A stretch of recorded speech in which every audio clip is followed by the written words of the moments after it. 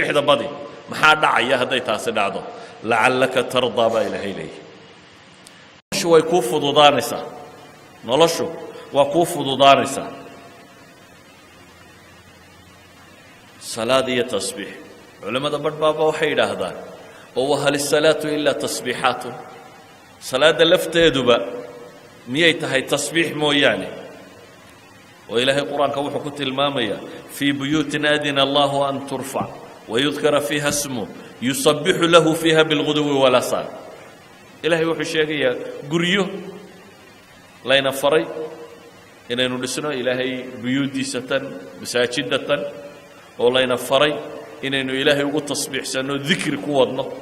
yusabbixu lahu fiiha bilguduwi walasaal mufasiriinta badh baa waxay leeyihiin waa salaad baa la tilmaamaya gelin hor iyo gelin dambaba loogu tasbiixsanayo waayo waxay culammadu yidhaahdaan min aham maa yashtagil bihi lmusalli fii salaati huwa tasbiix waxyaabaha ugu weyne ninka tukanaya uu ku mashquulaaba waa tasbiix oo nebigu calayhi الsalaatu wasalaam xadiidkii mucaawiyata bn اlxakam nin saxaabiya oo aan markaa aqoontiisu badnayn baa salaada soo galay dabeetana iyadoo salaadda lagu jiro salaaddana waagii hore waa la hadli jiray waquumuu lilaahi qaanitiin intaanay soo degin salaadda adigoo ku jira baad odhanaysa war hebelow fadhiiso ama waxaa qabo waa la iska hadli jiray hadalku markaa mamnuuc ma ahayn kadib waxaa soo degay qur-aan tilmaamaya marka salaadda lagu jiro inaan wax kale la samaynin qaanita la ahaado saxaabi aan warkaa isagu la soconninba iyadoo safkii salaadda lagu jiraa midi hindhisay alxamdu lilah markuu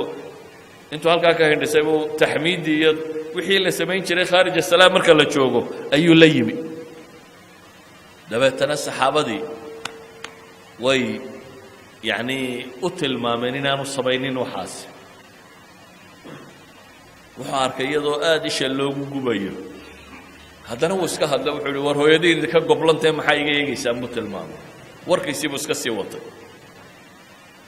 markii salaaddii laga baxay ayuu nebigu yidhi calayh isalaatu wasalaam war waa kuma ninka saa yeelaya waa aniga buu yidhi ilaahay rasuulkiisu ima maagin ima caayin ima haydaartay buu yidhi weligay macallin ka fiican ma arag kaalay buu igu yidhi bes waanu imi buu yidhi markaanu imina wuxuu igu yidhi ina hadihi الصalaaة laa yasluxu fiiha shayء min kalaami الnaas salaadatan warka dadka wax ka mid oo ku suuban in salaada dhexdeeda lagula yimaadaa ma jira buu igu yidhi inamaa huwa التصبيح والتكبير وقراءة القرآن buu nebigu yidhi salaadi waa tasbiixaad iyo takbiiraad iyo qur'aan akhris weeyaan salaaddu intan bay u badantay waxay culammadu yidhaahdaan salaadda tasbiix baa lagu bilaabaa allahu akbar markaad tidhahda maxaad bilowdaa iftitaaxiyaadka qaybo ka mida baa tasbiixa subxaanaka allahuma bixamdik ama allahu akbar kabiira walxamdu lilahi kaiira wasubxaana allahi bukrata iftitaaxiyaadka salaadda lagu bilowdo qaybo ka midi waxa weeyaan waa tasbiix marka la rukuuco maxaa la sameeyaa subxaana rabbiya alcadiimi baa la yidhaahdaa waa tasbiix marka la sujuudo maxaa la sameeyaa subxaana rabbiya alaclaa baa la yidhaahdaa waa tasbiix haddaanad faatixada aqoon inaad hadda soo islaamto maxaad samaynaysaa halka faatixada tasbiix baa lagu beddelaa waa tasbiixsanaysaa hadduu imaamku gafo oo uu sidii salaadda laysku ogaa waxaan ahayn uu sameeyo maxaa la sameeyaa subxaana allahi baa la yidhaahdaa waa tasbiix marka salaadda laga baxo maxaa la bilaabaa subxaana allah subxaana allah subxana allah waa tasbiix waxay idhahdeen waa 7 meeloodoo ka mida mawaadicu salaadoo 7daba la tasbiixsado idan salaadda lafteedaba waxaynu odhan karnaa cumar bin khadaab baa waxa laga sheegay subxatu duxaa buu odhan jiray tasbiixda barqada yacni waa salaatu duxaa baa loo jeedaa idan salaadda acmaasha ugu weyne la qabtaaba waa inaad tasbiixsato waxaa kaloo qur-aanku ina baraya oo ilaahay rasuulkiisa loo sheegay wakhtiyada aada badhaadhana haddaynu ka soo warrannay marka dhibta la haysto ee dhibtu kugu dhacdo maxaa la samaynayaa baynu nidhi tasbiixaadkaa la badiyaa wakhtiga barwaaqada maxaa la badiyaa قرآن إلهي وحنا النبي قلت المامي عليه الصلاة والسلام إنه تصبيحات كبضية إن آدمكم مركو وبراره أنت بدن إلهي وإلابه أحيابك لكم مشغولة هذا هندم بينه أرجنينا عضلات حساب صوبنيغا مالنت حرية دا مالنت الله دشي مالنت عيدت ما حي سمعيا يعني الدولة دو waxay muruq leedahay dhan soo bandhigtaa Soomaha xayaar iyo boodbood baa la bilaabaa Soomaalidu markay calanka qaadatay maxay bilowday dalkaale Carabi calanka walaale hees baa la bilaabaa iyo badhbadhaadnay kacanku ma ku dhashay yani kibirka la bilaabaa binaadamku inta badan marka uu xilaabu kalla innal insana la yatgha an ra'ahu istaghna binaadamku marka uu xilo ayuu kibirkiisu bilaabaa nabi muhammad alayhi salatu wasalaam ilaahay wuxuu ku yiri marka aad guulaysato aakhir suuradahan quraanka uu soo degtay waa suuratu nasr kaamila ilaahay wuxuu nabiga ku yiri idha jaa nasrullahi wal fath hadduu ku yimaado ilaahay guushiisa iyo furashadiisa haddaad hesho nicmo aad guulaysato markii hore uu cidhiidhi baa haysto waxa la yidhi marka cidhiidhigu ku haysto fasabbih bihamdi rabbik baa lagu yidhi markii hore uu cidhiidhiga ku jiray markii uu nicmaystay dowladnimadii islaamiga dhalatay gaaladii quraysheed uu jabiyey maka uu furtay waxaa bilaabmay qabaa'ilkii inay koox diinta u soo galaan عامل وفود كل بقبيل باي مع بقر كيسي أما سلطان كيسي أما عاقل كيسي سقوطة والله إلى هذا رير هبل أو ربنا السلامان بمدينة سوقلي وفود دي بتربضتي نبي قوي مريسين أول لا قف قرى مركو يصير هالدين وشيك مين بعد بس عدوله هوا بنتي أما وصحيرة ما وكان مركن ندتك يوم بدين تسوقلي يا جماعة وسوقلي يا كوح إلهي وحكي النبي عليه الصلاة والسلام إذا جاء نصر الله والفتح haddii uu ku yimaado ilaahay subxaanahu wa tacaala guushiisu iyo furashadiisa iyo nasriga haddaad aragto oo wara'ayta annaasa yadkhuluuna fii diin illaahi afwaaja oo aad aragto dadka oo ilaahay diintiisa kooxu soo gelaya maxay samee baa lagu yidhi nebiga markaa ma badhbadhaadha qaad baa lagu yidhi ma ilaahay wuxuu ku yidhi fasabbix bixamdi rabbika wastakfirhu innahu kaana tawaaba إلهي التصبيح سو أديكو مهدنقي سكوديهيا سبحان الله وبحمده دبدي ولما واستغفره وحي قابس أما نوع ما كان عين استغفار كدبقي واحد عمل صبيسين ودم إلهي النعمة يدسيي وما عنطنطه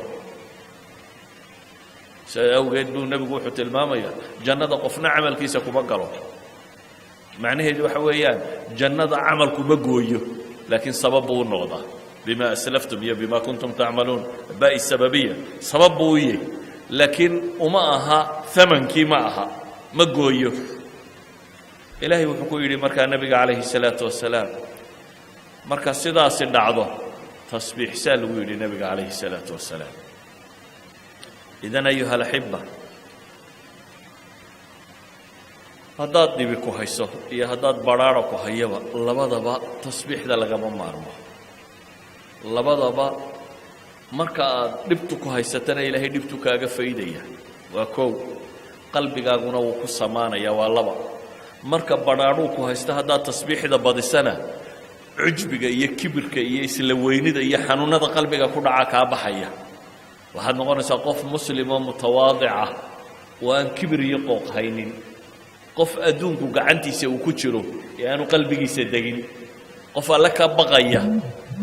baraare iyo barwaaqaba iyo dhib iyo kadeed ba ilaahay ka cabsanaya